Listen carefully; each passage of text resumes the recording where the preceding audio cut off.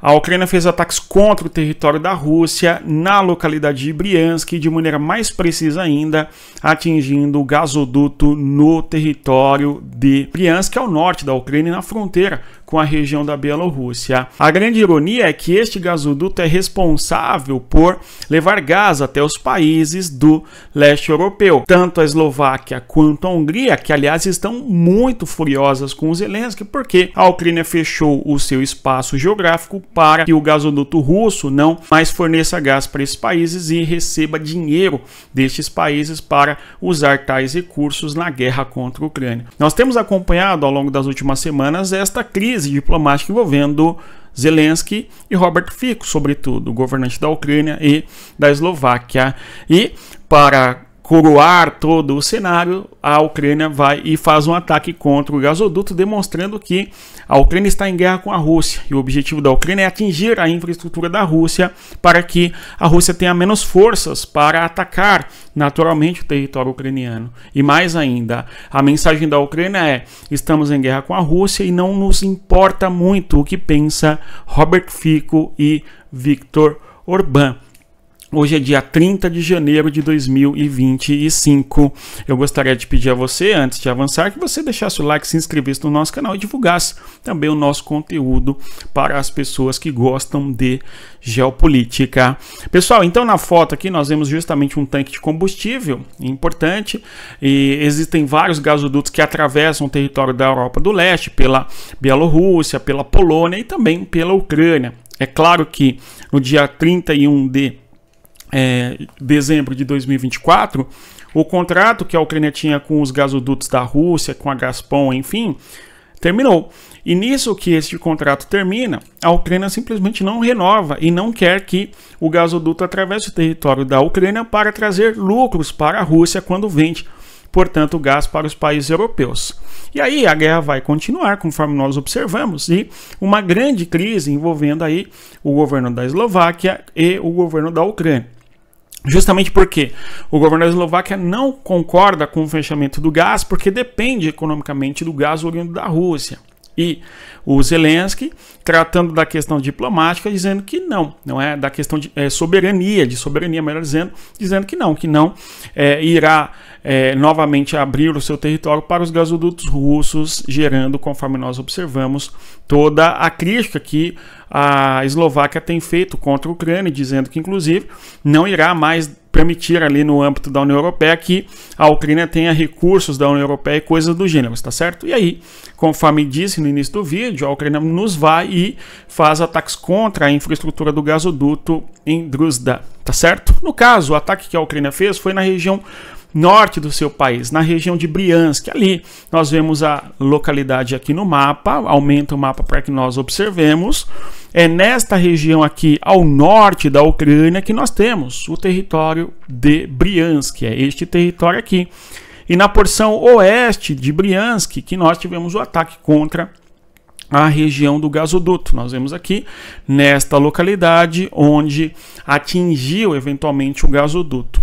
Notem vocês, se nós considerarmos o gasoduto fazer este trajeto aqui, entra para o território da Belarus ou Bielorrússia, e parte do gasoduto ia para o sul, o território da Ucrânia. Tá? Quando nós observamos no outro mapa, para ficar mais claro, nós temos de maneira mais evidente aqui neste mapa, sobretudo, fica bem interessante nós observarmos os caminhos que eventualmente este gasoduto percorria. Nós observamos o seguinte cenário. Aqui nós temos Moscou, só para nos situarmos. O gasoduto nesta região aqui tem uma bifurcação. Esta bifurcação vai para o norte, tá certo? O objetivo é atender os países bálticos, e vai para o sul. O objetivo é atender o território da Ucrânia aqui, ó, nesta região da Ucrânia já. Nós vemos aqui a capital Kiev, tá?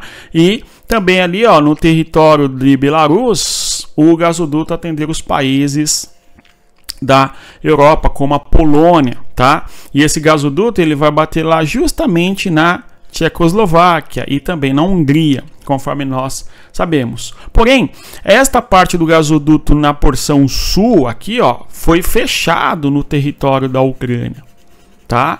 Então essa parte que eventualmente ia para Tchecoslováquia e também para o território da Hungria e também para a Áustria, esta parte do gasoduto foi fechada justamente porque a Ucrânia falou que o dinheiro que eventualmente a Rússia ganha com a venda desse gás é usado para a guerra contra a Ucrânia, conforme nós observamos. Aqui um outro mapa para deixar mais claro ainda. Nós temos aqui o território da Ucrânia, vou destacar na cor em amarelo para ficar bem, não é evidente para nós, Ucrânia, né? Aqui a Rússia, e aí nós vemos o gasoduto. É nesta região aqui, ó, vou destacar na cor em vermelho, fazer uma bolinha na cor em vermelho, para que nós percebamos onde foi atingido o gasoduto. Justamente no território da Rússia, antes desse gasoduto, inclusive, entrar para os territórios da Bielorrússia e, consequentemente, depois até a Polônia, o eixo norte do gasoduto aqui, os países bálticos e também a própria Polônia, enfim. De modo que o ataque que a Ucrânia fez, ousado contra a infraestrutura energética, traz consequências bem significativas não somente para os países do sul, mas também para a própria Polônia, Belarus, enfim, à medida que, se o gasoduto é comprometido ao ponto de não conseguir transportar gás para essas regiões, vamos aguardar as informações em maiores detalhes deste evento, certamente se o gasoduto for comprometido de maneira mais significativa, isso pode comprometer, portanto, o acesso à energia desses países, além dos inimigos da Ucrânia ou dos rivais da Ucrânia nessa questão, que é o caso da Hungria e também da Tchecoslováquia, enfim. E a Polônia e Belarus, como irão se pronunciar caso haja, de fato, um comprometimento aí do gás para estes territórios, tá? Nós observamos aqui toda uma rede de infraestrutura de gasodutos e ficando bastante claro o quanto os países da Europa dependiam bastante do gás oriundo da Rússia e tal. Tá certo? Só que o que agora nós podemos observar é que a dependência desses países não era só da Rússia. Tá certo? É claro, a Rússia fornece eventualmente o gás, o produto in natura, digamos, a commodity. A Ucrânia, por sua vez, oferece o território. Ocorre que a Ucrânia não pretende mais oferecer o seu território para que a Rússia obtenha lucros, conforme nós observamos, tá certo? Então, ataque que a Ucrânia fez contra o gasoduto, eu achei bastante irônico, tá? Espero eu que haja paz, todos os dias eu falo sobre isso, mas o que nos mostra é que a Ucrânia não está interessada no que os países da Europa estão falando, especialmente a Hungria e também a Tchecoslováquia, criticando a Ucrânia na questão do gasoduto. Então, poucas ideias, foi lá e atacou o gasoduto. Vamos acompanhar os desdobramentos desta ação da Ucrânia. Agora, uma informação, segundo consta, que a Alemanha forneceria 3 bilhões de euros para a Ucrânia. Vamos acompanhar, porque existe muita promessa de apoio à Ucrânia e, na realidade, essa promessa não vem, não é? Aqui, só para a gente ter clareza, o nome da região é Novozhikov. É na região de Novozhikov que houve o ataque que a Ucrânia fez no oeste de Briansk, conforme eu mencionei com vocês. Agora, um outro assunto importante que envolve a diplomacia é o assunto da ligação entre o Marco Rubio e a representante máxima da diplomacia da União Europeia, a Kaja Kallas. Kaja Kallas, quando assumiu a presidência da União Europeia, a primeira coisa que ela fez foi ligar, não é, salvo engano, e visitar a Polônia. A Polônia não, desculpem, a Ucrânia, tá? E justamente denotando ali o quanto a União Europeia está comprometida, eventualmente, em apoiar a Ucrânia no contexto da guerra entre Rússia e Ucrânia, enfim. Tá? E ela liga com o Marco Rubio. O Marco Rubio, nós sabemos, é o secretário de Estado dos Estados Unidos agora, sob o governo Trump, e os dois vão discutir várias questões internacionais, e uma delas é o apoio, eventualmente, para a Ucrânia. Vejamos aí o que ela reportou na sua rede social. Olha só, discutimos questões globais em que a União Europeia e os Estados Unidos têm os mesmos interesses, incluindo a guerra da Rússia na Ucrânia, a influência maligna do Irã e os desafios impostos pela China. Olha só como ela se reporta aí, eventualmente, sobre o Irã, né? Influência difícil aí, segundo ela, do Irã, tá? E mais ainda, a União Europeia e os Estados Unidos são sempre mais fortes juntos, tá? Ou seja, a grande preocupação diplomática da União Europeia é justamente como que o Trump vai lidar com as questões da Ucrânia e da Europa e da OTAN e assim por diante. Estou ansioso para encontrá-lo em breve. Aí Kallas diz a respeito, não é, do Marco Rubio.